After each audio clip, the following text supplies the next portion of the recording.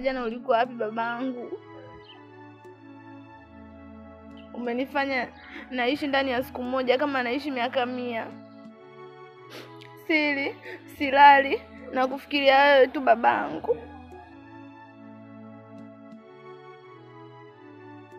Kwa nini baba umeniweka roho yangu juu? Hivi unajua mwanao ni jinsi gani nilivyokuwa najisikia vibaya? Ngajua babangu kuna jambo baya limekukuta. Kwa nini lakini baba?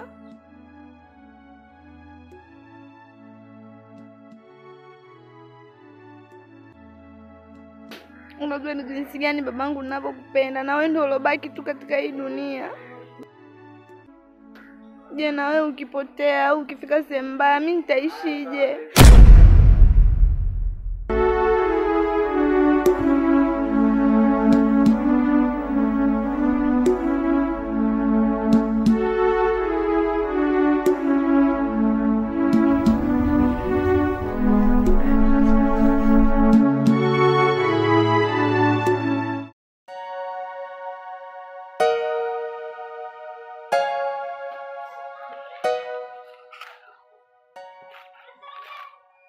Baba, unajua unaniogopesha sana. Toka jana usiku sijalala na kuwaza wewe na kufikiria wewe babangu. Alafu baba, mimi naona bora tuache na maisha yao na sisi tuendelee na maisha yetu. Haina haja ya kuwafuata kuwekeana bifu, maugomvi. Alafu baba, mimi nakuangalia wewe na kutegemea wewe babangu. Leo hii ukienda sehemu mbaya mimi nitaishije? Pole sana mwanangu Latifa. Najua umeumia sana kutokuniona babako usiku mzima. Lakini mwanangu, mimi nakupambania wewe na si mwingine. Nahitaji uishi kwa amani. Nahitaji uzingatie masomo yako. Lakini wale wajinga, mimi wananitafuta nini? Wanachonitafuta mimi ni nini hasa? Sasa nimeenda kuwanyamazisha. Wakirudia tena, mimi nitajua nimefanyaje. Sitowaacha salama, haki ya Mungu nasema. Kwa sababu, kwa nini wanifuatilie? Mimi nishaachana nao. Wanataka nini kwetu? Hicho ndio kinachoniumiza mwanangu, kwa sababu nakuona kwamba mama yako tangu alipofariki haijapita siku nyingi mwanangu. Leo hii wanakukosesha amani. Eti uanze kumfikiria mamako. Uache masomo. Wao kina nani yani? Hii dunia wao ni nani mpaka tuwaogope? Basi sawa baba, mimi nimekuelewa. Na imani matatizo yote umeshamaliza. Basi tuache na maisha yao na sisi tubaki na maisha yetu. Hata mimi nimekuelewa. Hiki nilichokifanya nadhani kitakuwa sahihi kwa upande wangu. Na wao wakaendelea kunifuatilia tena, mimi kiukweli sitowaacha salama. Nitahakikisha kwamba nitawafikisha sehemu mbaya, ili mradi niishi kwa amani. Sipendi kufuatiliwa katika maisha yangu. Nishaachana nao na wao wafanye ya kwao, wasitufuatilie. Mimi mwanangu, ukikaa kwa amani ndio furaha yangu.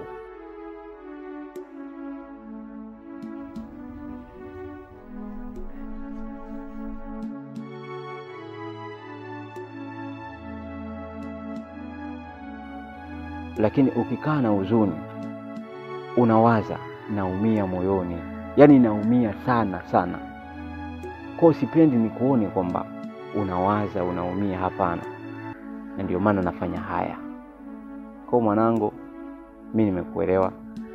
Na wao nadhani wametuelewa ni nini nimemaanisha kwao. Kwa mwanangu, kaendelee na kazi zingine. Tuangalie mambo mengine.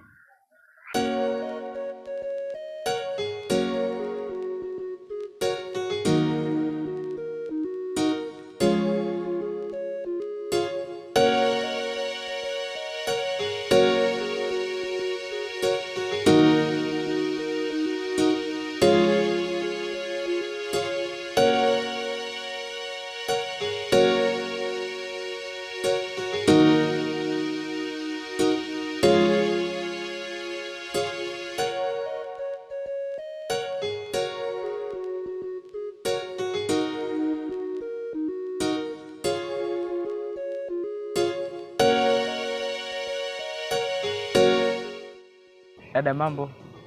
Kwa mzee. Mzima za wewe? Safi. Unanikumbuka? Kweli unikumbuki kabisa? Kuna siku nilipita nilikuta umekaa pale chini, sijui ni kwenu pale. Nilipopita ukaniomba simu. Nataka umpigie baba. Unakumbuka? Nimekumbuka. Asante. Uko sawa lakini? Mbona umesimama tena barabarani? Kuna nini? Namsubiria baba. Yuko wapi? Mbona simuoni maeneo haya? Yule pale.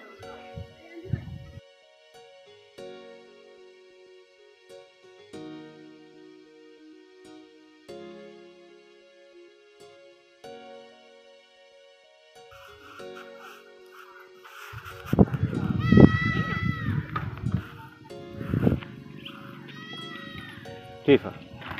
Vipi tena? Siku ile baba ulivyokuwa haupo, huyu ndo nilimwazima simu, nikampigia madam ndo akafika nyumbani. Sawa, kijana vipi? Safi, za kwako mzee? Kwema. Kwema, shikamoo. Vipi hali? Safi kabisa. Asante sana, nashukuru. Hamna shida mzee wangu. Haya. Tifa, tuondoke.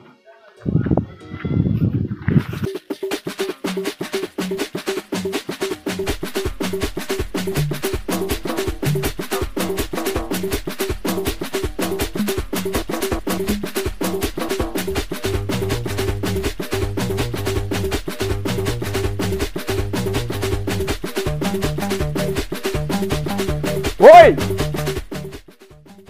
Yupo. Mbona mlango uko wazi kabisa? Swale! Oha! Jamani Makelele haya muyalipi. We Swale! Oi!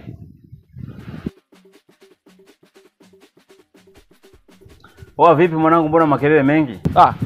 Unazingua kaka. Mimi napiga makelele muda wote rafiki yangu kama natangaza sumu za panya bwana. Upo ndani umerelax umelala tu chanu. Maana yake nini? Wewe unashinda ndani kama utumbo bwana. Pita kule kaongelee kule basi. Kwa mlango upiti.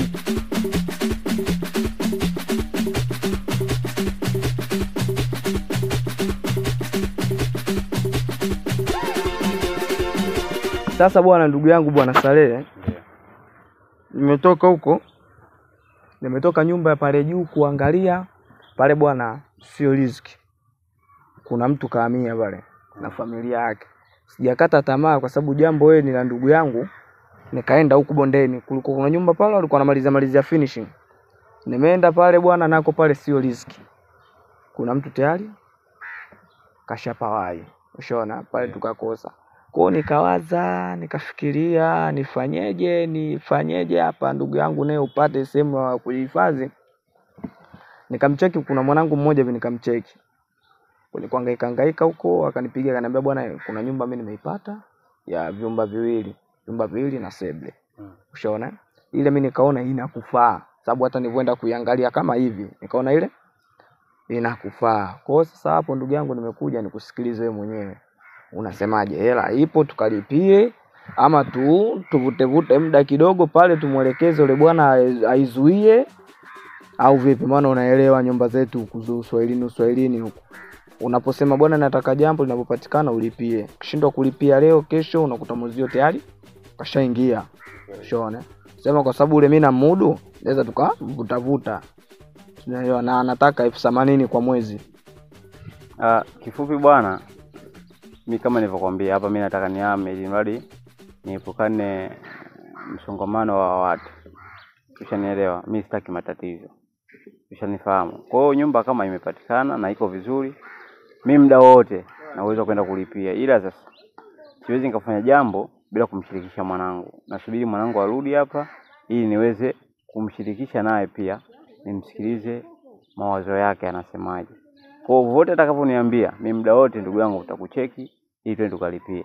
Ni kweli bwana Swale, unajua unapokaa sehemu ukiona kuna shida, kuna matatizo, usiforce kuwepo hiyo sehemu. Maana yatazidi matatizo makubwa zaidi ya hayo unayoyapata. Unaona? Na kwa sababu ushaona kuna matatizo na wewe hutaki lawama, hutaki ubaya na mtu, ni heri ukatoka ile sehemu ukaenda kuanza maisha yako sehemu nyingine upya. Ushaona? Kwa sababu unavyoforce kukaa pale na wale watu wanavyoforce kukuletea shari, Ibilisi anaweza kapanda kichwani ukajikuta mwenyewe ujui nini unachokifanya, yakakuletea maafa makubwa zaidi. Ushaona? Kwa mimi bwana, mimi ninachokushauri hicho ulichokifikiria pia ni kizuri. Ushaona? Sababu una binti yule. Usije ukatoka ukaenda ukapelekwa sehemu mbaya huko kufungwa, ushantoba binti yako atakana nani? Atazidi kuteseka, atazidi kunyanyasika, bado mdogo, bado mwanafunzi yule. Ni kweli kabisa, manake yani sasa hivi sina amani, yani nakaa kiasi kwamba mawazo kila muda, hasa hii haileti maana. Kwa bora nifanye hivyo tu, nitoke hapa ili niondokane na hao watu. Mimi nikaona hilo ndio chaguo sahihi. Kwa ndugu yangu, jitahidi, mimi nitakapowasiliana naye au nitakapoongea naye mwanangu nitakupa majibu. Kwa bwana, ndio hivyo, mimi nisiongee sana. Hapa nitoke kwanza nimuwahi kwanza Chorodube kule nikamalizane naye kwanza. Wewe utakapoongea na mwanao mtakapoyamaliza basi utanicall nini, nakuja hapa tunaenda kule upaone mwenyewe ulipie mambo yakae sawa. Basi bwana, mimi nilikuwepo ndugu yangu. Hamna shida ndugu yangu, karibu tena. Poa poa.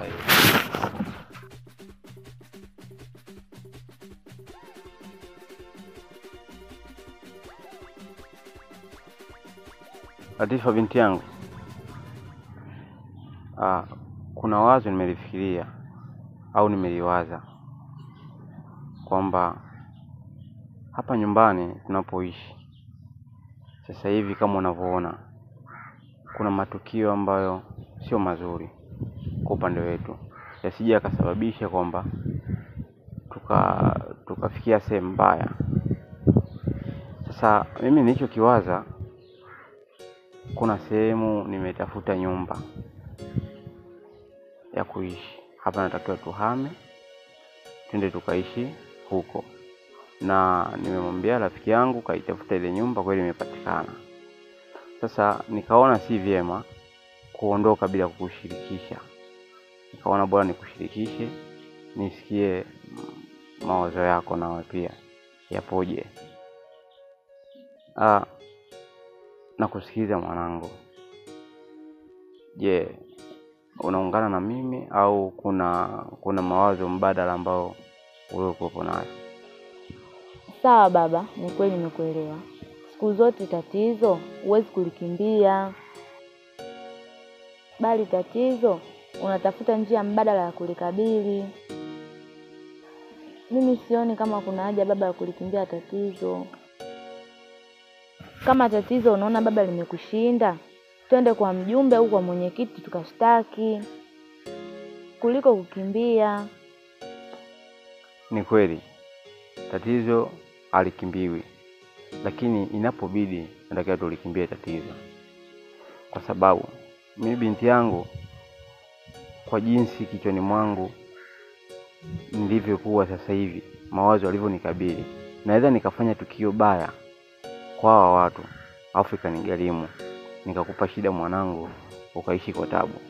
Ndio maana nikaamua bora nikimbie, ili mradi tuishi kwa amani, kuliko ning'ang'anie alafu mwisho wa siku yanaweza katokea mambo ambayo sio.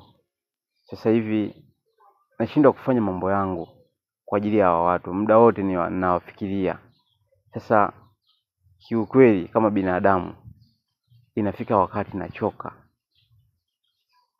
umeona? Kwa hiyo mimi ndio maana nikasema, mwanangu, unipe ushauri, tufanyaje juu ya hilo? Sawa baba, nimekuelewa, lakini mimi sioni kama tuna sababu ya kuhama hapa, kwa sababu utakuia wewe mwenyewe ugumu kunihamisha shule, na pia hapa tumezoeleka na majirani, tumeishi nao vizuri. Basi sawa, mimi nimekuelewa. Ngoja nilifikirie afu nijue kwamba nitafanyaje. Sawa.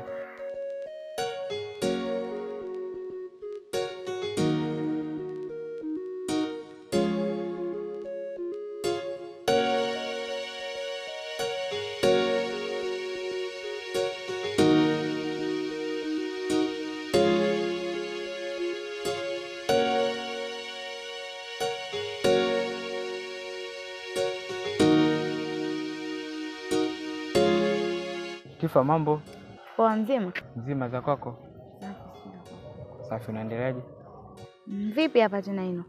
Mimi nilikuwa nimekaa hapa, nilikuwa nakusubiri wewe. Ulikuwa unanisubiri mimi?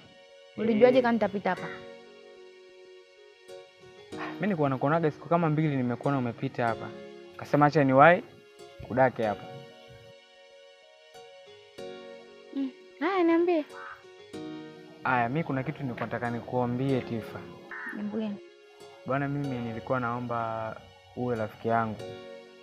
Yaani tuwe marafiki kwa sababu mimi muda mwingi nakuwa mwenyewe, ndio maana naona napita na zangu huko kutembea tembea. Huwa sina mtu wa karibu. Kwa nilikuwa naomba tuwe marafiki kama utajali. Ila ni urafiki tu, wala hata usiwaze vitu vingine vingi. Na wewe pia kama iwezekani ni sawa. Kama ni urafiki sawa. Kwa hiyo umekubali tuwe marafiki? Ndio, nimekubali. Haya. Shukrani.